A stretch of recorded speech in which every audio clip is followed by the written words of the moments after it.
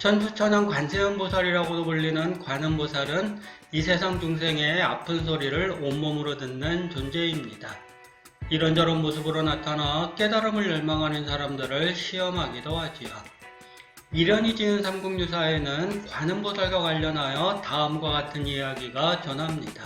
신라 구사군의 북쪽에 있는 백월산은 산봉우리가 기이하고 빼어났습니다. 그 산맥이 수백 리에 뻗친 참으로 큰 진산이었습니다. 예로부터 이런 이야기가 전해졌습니다.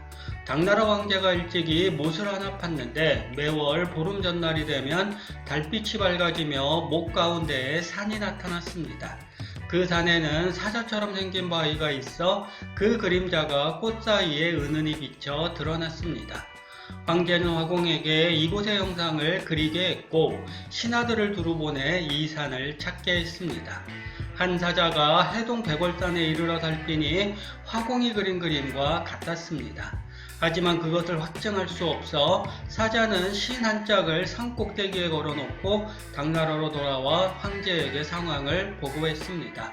못에 사자가 놓고 온 신 그림자가 나타났습니다. 황제는 이 산에 백월산이라는 이름을 붙였고 그 후로 목 가운데에 드리워진 산 그림자가 사라졌습니다. 백월산의 동남쪽에 있는 선천촌에 노일부득과 달달박박이 살고 있었습니다. 두 사람은 풍모가 범상하지 않고 생각이 깊어 늘 어울려 지냈습니다. 스물이 되자 그들은 머리를 깎고 중이 되었습니다. 서남쪽의 치산촌 법정국 승도천 옛절에서 수행을 거듭한 두 사람은 대불전, 서불전 두 마을에서 각각 살게 되었습니다. 모두 처자를 데리고 와 같이 살면서 산업을 경영하고 서로 왕래하며 정신을 수련하고 마음을 편안하게 했습니다. 속세를 떠날 생각을 한시도 잊지 않았습니다. 두 사람은 만날 때마다 신세의 무상함을 느껴 누구라 할 것 없이 다음과 같은 말을 읊조렸습니다. 기름진 땅과 풍년된 해가 참으로 좋지만 의식이 생각하는 대로 생기고 절로 배부르고 따뜻함을 얻는 것만 못하고 부녀와가 오기 참으로 좋지만 연화장에서 여러 부처님과 함께 놀고 앵무새, 공작새와 서로 즐기는 것만 못하네. 더군다나 불도를 배우면 마땅히 부처가 되어야 하고 진심을 닦으면 반드시 진리를 얻어야 함에 있어서야. 지금 우리들은 이미 머리를 깎고 중이 되었으니 마땅히 몸에 얽매인 것을 벗어버리고 더할 나위 없는 도를 이루어야지 어찌 풍진에 골몰하여 세속의 속된 무리들과 다름이 없이 살고 있는가. 세속 너머를 열망하던 두 사람은 드디어 인간 세상을 버리고 깊은 산골에 들어가기로 했습니다. 어느 날 밤 두 사람은 서쪽에서 뻗은 백호의 빛에서 금빛의 팔이 내려와 이마를 만져주는 꿈을 동시에 꾸었습니다. 신비로운 꿈을 꾼 바로 그날 두 사람은 백월산 무등곡으로 들어갔습니다. 박박은 북쪽고개의 사자함을 차지하여 판방을 지어 살았고 부득은 동쪽고개의 돌무더기 아래 물 있는 곳을 차지하여 승방인 뇌방을 지어 살았습니다. 이렇게 다른 남자에 살면서 부득은 미륵불을 근실히 모셨고 박박은 아미타불을 경배하며 염송했습니다. 신라 성덕왕 즉위 8년인 709년 나이 20 됨직한 아름다운 낭자가 갑작스레 부감을 찾아와 재워달라고 했습니다. 그녀는 박박에게 이런 글을 지어 바쳤습니다. 날저문 산속에서 갈 길 아득하고 길 없고 인감하니 어찌하리요. 오늘 밤은 이곳에서 자려 하오니 자비하신 스님은 노하지 마오. 박박은 처녀에게 사찰은 깨끗해야 하는 곳이니 가까이 오지 말라고 이야기하며 이곳에서 지체 말고 어서 가라고 말했습니다. 문을 닫고 들어가 버리고는 다시는 나오지 않았습니다. 이에 낭자는 어쩔 수 없이 남함으로 발길을 돌렸습니다. 하룻밤 재워달라 부탁하는 처녀에게 부득은 이 밤에 낭자는 어디서 왔느냐고 물었습니다. 낭자는 제 마음이 태화와 같은데 어찌 오고 가는 일이 있겠느냐며 다만 어진선비의 지원이 깊고 덕행이 높단 말을 듣고 도와 고리를 이루어드리려 할 뿐이라고 말했습니다. 그리고는 개송한수를 지어 바쳤습니다. 첩첩산 중에 날은 저문데 가도 가도 인간은 보이지 않소. 송죽의 그늘은 한층 그윽하고 냇물 소리는 한결 더욱 새롭소. 길을 잃어 찾아왔다마오 요체를 지시하려 하오. 부디 인해청을 들어주시고 길손이 누구인지는 묻지 마오. 개성을 들은 부득은 매우 놀라 이곳은 부녀와 함께 있을 때가 아니라고 분명히 말했습니다. 그러다 문득 중생의 뜻에 따르는 것 또한 보살행위라는 생각이 들었습니다. 더구나 이곳은 깊은 산골짜기가 아닌가요? 한밤중에 이런 곳을 찾아온 사람을 어찌 소홀히 대할 수 있을까요? 이에 부득은 여인을 암자 안으로 맞아들였습니다. 부득은 마음을 맑게 하고 지조를 가다듬어 희미한 등불 아래서 계속 연부를 했습니다. 어느덧 밤이 지나고 새벽이 밝으려 하자 낭자는 부득을 불러 마침 산기가 있으니 집자리를 좀 준비해달라고 말했습니다. 부득은 그 모습을 불쌍히 여겨 촛불을 밝히고 여인의 해산을 도왔습니다. 해산을 마친 여인이 목욕하기를 청했습니다.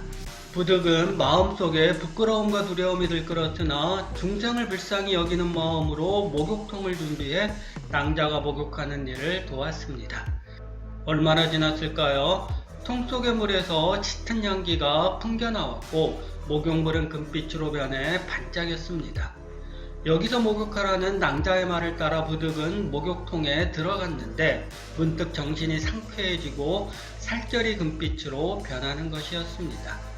신기한 마음에 옆을 보니 연화대가 보였습니다.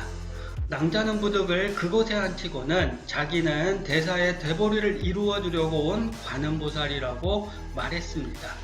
말을 마친 관음보살은 이내 사라졌고 부득은 관음보살의 자비에 온몸을 떨며 기뻐했습니다.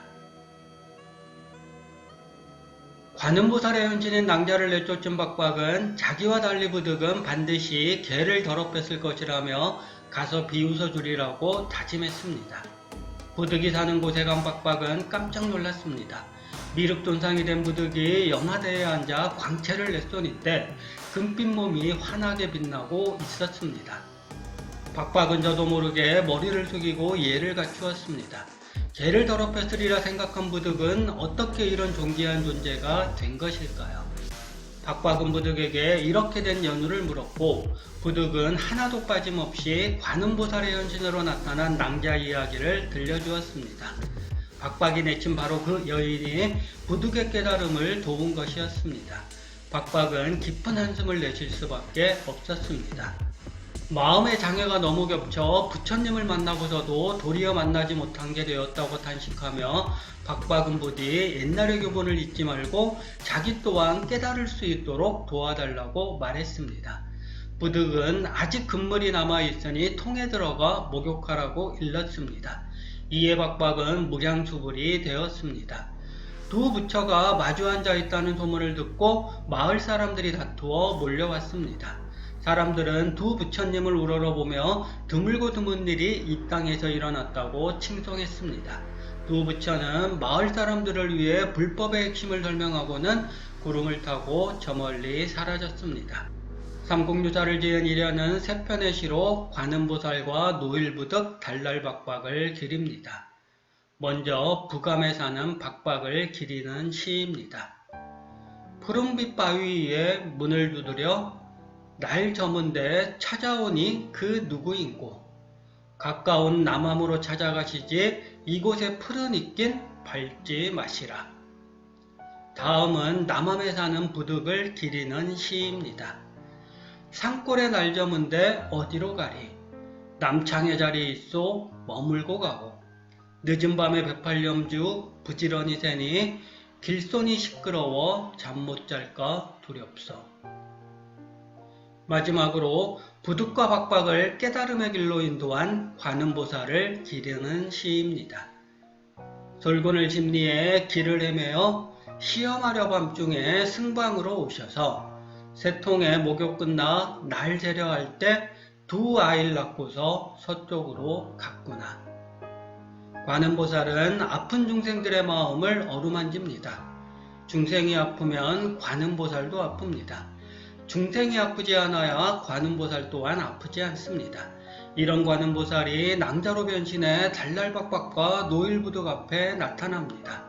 하룻밤을 재워달라는 낭자의 요구를 달달박박은 거부하고 노일부득은 받아들입니다.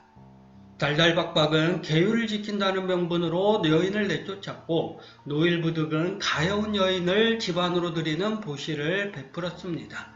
산기를 느낀 여인의 해산을 도왔고 목욕 또한 도왔습니다. 그 과정에서 노일부득은 다른 마음을 품지 않았습니다. 오직 아픈 중생을 어루만지는 관음보살의 마음만 되새겼습니다. 달달박박이 머문 자리에서 노일부득은 한 발 더 나아갔습니다. 이것이 노일부득이 달달박박보다 깨달음에 먼저 이른 이유입니다. 아픈 중생을 향한 관음보살의 진심을 이보다 더 강렬하게 드러내는 이야기가 어디에 있을까요?